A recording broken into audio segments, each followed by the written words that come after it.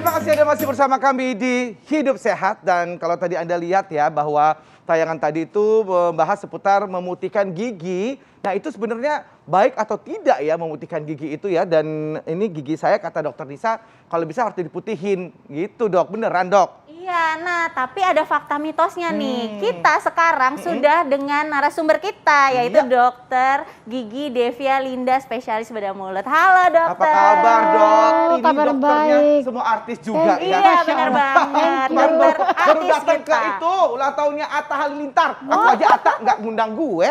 Dokter Devia diundang. Hebat dokter. Oke.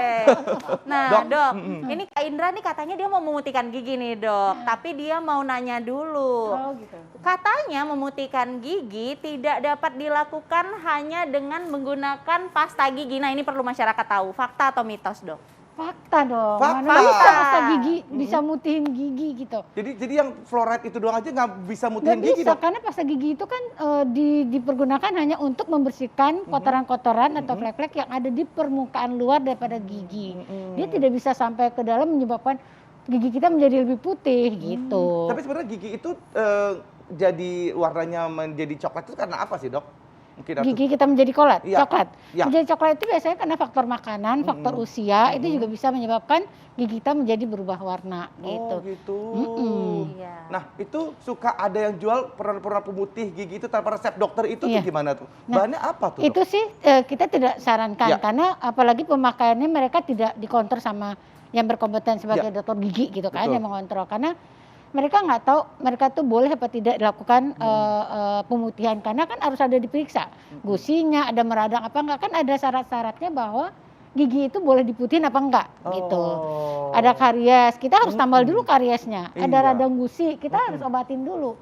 Jadi mereka pasien-pasien di luaran yang menggunakan pemutih tanpa kontrol dari dokter gigi, kita tidak sarankan karena banyak efek samping yang akan terjadi pada si pasiennya sendiri gitu. Baik. Jadi Nah, jangan ini sembarangan. Ada fakta mitos selanjutnya ini Iya. untuk memutihkan gigi, melakukan pemutihan gigi secara terus-menerus itu dapat merusak email daripada gigi dok. Apa fakta atau mitos? Fakta. Oh, Karena memang email ya dok, bukan iya, email ya dok? email. Karena Email. kalau dilakukan pemutihan gigi terus-menerus tanpa kontrol, terutama tanpa kontrol pengawasan dokter ya, itu tidak disarankan Ya. karena obat yang digunakan, terus aplikasinya itu kan ada aturannya Ya. dan konsentrasi zat yang dia pakai itu juga harus ada Ada komposisinya, ada komposisinya aturannya, ya. nggak bisa sembarangan gitu. Nah kalau kita pakai, apalagi sekarang kan ada yang kayak lampu gitu, kayak lampu terus bisa mutihin gigi, kayaknya itu nggak masuk di akal gitu. Oh, Karena iya memang gitu. zatnya, karena untuk pemutihan gigi itu kan perlu aplikasi, ada zat kimia yang diaplikasikan ke permukaan gigi. Dia soalnya saya juga pernah tuh dok, maksudnya ke dokter gigi gitu, terus yang disinar gitu ya, Ya, giginya gitu. disinar gitu tuh dia bisa putih. Itu Ya. ternyata Kalau itu- dokter gigi itu benar. Oh, kalau dokter gigi benar. Tapi kalau di luaran yang dijual, maksud saya yang Ya. dijual di pasaran. Oh, baik. Yang di pasaran di luar itu kan Heeh. kita nggak tahu zat, karena sebelum disinar itu ada zat yang dia aplikasikan Ya. ke permukaan gigi. Ada zatnya peroxide namanya Ya. untuk memutihkan si gigi. Nah, kalau dia cuma pakai sinar doang itu tidak efektif Ya. untuk memutihkan gigi Baik. sebenarnya. Ini loh Kak Indra, Oh, yang gimana? itu yang ada Iya, Kak. digigit terus Ya. ada sinar-sinarnya Iya, itu gitu. yang dijual di pasaran Yang itu. dijual di Iya. pasaran. Nah itu tuh bahaya. Oh, soalnya Jadi ada yang obat ini ya dok, bener Iya. kan dok kalau Dijual misalnya bebas dia itu ya? Iya, dijual bebas. Kalau Itu di nggak dokter boleh. gigi benar, ya Iya. kan dia ada sinarnya juga, tapi ada zat dulu yang diaplikasikan. Jadi ya. nggak main Iya. cuma sinar doang ya dok, harus ada aplikasinya dulu ya Iya, di betul. gigi kita. Ada zat kimia yang diaplikasikan ke permukaan gigi Oh, gitu. baik. Oke, nah ini ada fakta mitos selanjutnya nih dok. Masyarakat perlu tahu, katanya bahwa tidak semua gigi bisa dilakukan pemutihan. Nah ini fakta atau mitos? Fakta. Fakta, tidak semua gigi ya dok Tidak ya? semua gigi bisa. Biasanya yang kita bisa putihin itu biasanya warna kuning atau kecoklatan. Tapi kalau warna yang seperti keunguan atau apalagi hitam itu nggak akan tidak akan terpengaruh dengan si pemutih ini gitu. Oh gitu. Gitu, jadi nggak- susah ya dok Ya sudah. Dan juga kalau untuk ada digali-gali lagi Iya. itu susah ya dok ya. Iya. terus Gigi yang ada tambalan berarti juga kalau nggak itu udah bisa. harus pakai vinil. Vinil. Vinir. Vinir apa vinil sih dok? Vinir. Vinir. Kalau dia udah terlalu hitam Udah ya, terlalu hitam, terlalu pakai tuh nggak vinir aja bisa. sekalian. Iya. Jadi nggak perlu di itu. Nggak jadi, bisa di bleaching. Kalau warna-warna yang hitam, keunguan biasanya itu ada pasien-pasien yang dari dulu tuh minum antibiotik sehingga menyebabkan giginya hitam kan. Nah itu nggak bisa dengan pemutih. Iya, Nah, apalagi kalau misalnya kehitamannya itu memang didapat dari kecil Dari ya dok kecil, ya, dari ya, giginya pengaruh obat tumbuh. antibiotik tadi. Baik gitu. dok, kalau misal kita udah mutihin nih sekarang, terus kemudian mau mutihinnya lagi itu harus tunggu berapa lama jangka waktunya dok? Biasanya itu 3 Sebaiknya. tahun. Oh, Biasanya, gitu. karena keinian daripada obat itu biasanya 6 bulan sampai 3 tahun gitu. Keawetan daripada Keawetan itu?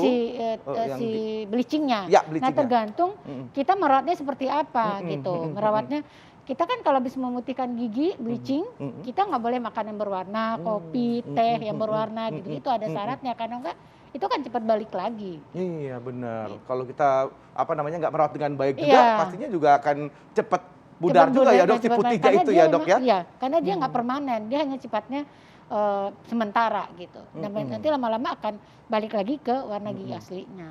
Ya, Nah ini tapi sebenarnya tetap nih Kak Indra, dokter, tetap harus konsultasikan ke dokternya Betul. lagi. Jadi dokternya Harus. yang mengambil keputusan ya Iya, dok betul ya. sekali. Heeh. Jadi jangan sembarangan melakukan pemutihan gigi tanpa pengawasan dari dokter. Bener dok. Nah ini banyak juga nih dok, di luaran sana orang memutihkan gigi bukan ke dokter gigi. Jadi dia memakai cairan yang asam, terus dia mengenai gusi dok. Nah itu gimana tuh dok? Itu kan berbahaya sekali ya dok ya. Mungkin orang di rumah tuh harus tahu. Jadi memang tadi saya dari awal udah berbicara bahwa pemutihan gigi ini harus di bawah pengontrolan dokter. Apalagi efek samping dari pemutih yang kita tidak tahu bahannya apa di luar sana, terus kemudian dia bisa merusak gigi dan gusi. Biasanya menyebabkan radang gusi. Kalau gigi biasanya akan timbul putih-putih di gusinya gitu. Nah ini sangat berbahaya buat pasien. Jadi sebaiknya kita tidak menyarankan untuk melakukan pemutihan gigi tanpa pengawasan dokter. Benar sekali, Baik dok. Dok. Tapi sebenarnya apa sih yang membuat gigi itu jadi tidak putih kan kemudian jadi pudar ya warna putihnya gitu dok? Selain mungkin dari tadi makanan gitu ya dok Makanan, ya? faktor usia Faktor usia juga ya dok ya? Saya bukan berusia gigi kita tuh semakin kuning gitu. Oke, baik. Ini ada fakta mitos selanjutnya nih dok. Memutihkan gigi itu dapat menyebabkan rusaknya jaringan saraf gigi. Fakta atau mitos? Jangan dijawab dulu dok. Sabar. Sesaat lagi tetap di Hidup Sehat. Ya, itulah dia tadi makanan-makanan yang baik untuk gigi. Tapi untuk melepaskan plak gigi mungkin harus perlu penelitian lebih lanjut. Kak Bekti, kita Yes. tadi masih ngebahas tentang bleaching. Siapa sih yang nggak pengen giginya cantik, putih betul. gitu kan ya. Tapi ada fakta mitos yang belum dijawab Kak Bekti. Apa tuh Kak betul. Bekti? Dan memutihkan gigi itu bisa menyebabkan rusaknya jaringan saraf gigi. Itu fakta atau mitos dok? Mitos sih. Oh mitos. Mitos. Oh, jadi nggak ada hubungannya sama saraf dok? Belum ada yang jurnal yang membuktikan bahwa itu bisa merusak saraf. Tapi dalam konteks misalnya dia giginya dia pemutihan tapi Ya. giginya dalam keadaan karies yang besar. Ah. Itu bisa, tapi dalam kondisi normal, gigi sehat kan Ya. kalau kita melakukan bleaching atau pemutihan harusnya dalam kondisi gigi yang sehat normal. Oh, baik. Bukan gigi dengan keadaan yang karies besar belum ditambal. Nah, kalau itu pasti bisa karena kan dia masuk ke dalam baik. sarafnya gitu. Tapi kalau dalam keadaan gigi normal belum ada sih yang survei atau yang membuktikan jurnal yang membuktikan bahwa dia bisa merusak saraf. Oh gitu. Nah dok, ini kan biasanya kita kalau suka lihat iklan-iklan gitu kan dengan apa pasta gigi dengan memutihkan gigi itu langsung iklannya giginya langsung putih gitu kan. Itu gimana sih sebenarnya sih dok? Itu bener apa enggak dok? Mitos dong. Nggak mungkin pasta gigi itu dia tidak punya kandungan yang bisa menyebabkan gigi itu menjadi putih. Karena untuk pemutih itu ada zat yang konsentrasinya peroksid itu untuk konsentrasinya tinggi. Kalau untuk di pasta gigi nggak mungkin zat itu dimasukin ke dalam pasta gigi dengan kondisi yang setinggi itu konsentrasinya. Jadi baik. Jadi nggak bisa nggak dia bisa pasta ya gigi, dok. ya, Ya, memang tidak ada bisa. kadarnya juga. Ada Mungkin konsentrasinya. bisa membersihkan paling tidak gitu Iya. supaya jangan sampai kotor-kotor Kotor, amat deh iya. gitu ya dok ya. Jadi cuma pasta gigi itu hanya membersihkan kotoran yang ada di permukaan gigi. Sedangkan kotoran kayak stain atau karang gigi pun juga tidak bisa Iya. hanya dengan sikat gigi. Iya, Kalau sudah terlanjur keras gitu Betul. kan, harus dengan bantuan ke dokter gigi pasti untuk Iya. dilepaskan karang giginya. giginya, dibersihkan gitu. Baru penyempurnanya kita di rumah pakai sikat gigi. Oh Oke, baik. nah Dokter Devia ini mungkin ada fakta mitos lagi yang bikin masyarakat bertanya-tanya nih. Proses pemutihan gigi tidak hanya berdampak pada gigi yang sehat, tetapi juga pada gigi yang memiliki tambalan. Nah, ini bagaimana, Dok? Mungkin masyarakat perlu tahu. Jadi memang pemutihan gigi Ya. ini, tadi saya sudah bercerita bahwa pemutihan gigi harus dilakukan pada gigi yang normal. Dan kalau seandainya ada tambalan, dia memutihkan gigi nih, terus dia mau menambal gigi, sebaiknya dia putihin dulu baru lakukan tambal gigi supaya warnanya nanti match sama. Baik. Jangan sampai ditambal dulu, kan warnanya tadi kuning. Iya. Terus sekarang ditambal dengan warna kuning. Terus abis itu dia bleaching. Jadi si tambalan itu akan lebih kuning daripada gigi yang setelah di bleaching. Jadi sebaiknya Itu dibelang ya, Dok? di bleaching dulu, tahu warna yang terakhir kita dapat setelah bleaching, itu dijadikan patokan untuk warna tambalan gitu. Itu teknik untuk supaya tambalan dengan warna bleachingnya ini sama. Nah, untuk gigi yang tambalan sebelum di bleaching itu juga harus periksa dulu ke dokter. Dan makanya saya bilang bahwa jangan sekali-sekali melakukan pemutihan gigi tanpa ada kontrol dari dokter. Nah, Dok, ini gitu. kan sebenarnya gigi itu kan ada warnanya tuh ada ukuran-ukurannya ya, Iya, Dok? ada size-nya. 1, 2, 3, 4, 5 sampai berapa tuh, Dok? Sampai Banyak banget, banyak ya, Dok ya? banyak Itu banget. normalnya berapa, Dok, biasanya? Katanya tadi aku dengar itu putihnya harus sama dengan warna putih mata gitu, atau seperti apa, Dok? Warna Kalau gigi putihnya. katanya memang ada sama dengan putih mata, sebenarnya itu ada side guide-nya. Kalau yang normal biasanya itu A3, A2, A1 itu warna-warna normal yang sering kita temukan di masyarakat gitu. Gitu ya. Jadi kalau misalnya Anda nih, apa misalnya kalau misalnya mau ke dokter gigi mau mutihin gigi itu adalah dengan warna A1, A2, A2, A3. A3 itu yang masih Iya. tergolong normal lah ya. Normal, ya, Nggak normal. putih-putih amat. Sampai putihnya sampai seberapa sih, Dok, sebenarnya, Dok? Biasanya derajatnya itu naiknya itu sampai 4 derajat tingginya dari warna awal. Nah, tapi tergantung lagi dasar dari si warna gigi. Kalau warna giginya itu kuning, coklat, itu dia bisa bisa memutih 4 derajat lebih tinggi dari lebih putih dari warna awal. Ya. Tapi kalau dia warna ungu apalagi hitam, itu tidak akan bergerak sama sekali, jadi Baik. percuma. Oke, baik, Dok. Oke, jadi memang setiap orang hasil bleaching itu bervariasi ya, Dokter ya, tergantung kondisi giginya. Iya. Baik. Gitu. Nah, Dokter, mungkin minta tipsnya nih, Dokter, buat masyarakat di rumah, mungkin bagaimana sebelum mereka bleaching gigi gitu, apa yang harus dilakukan atau bagaimana tipsnya, Dok?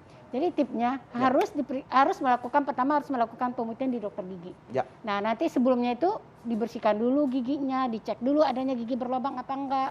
Tambalannya misalnya ada tambalan harus dicek juga ada yang bocor apa enggak gitu.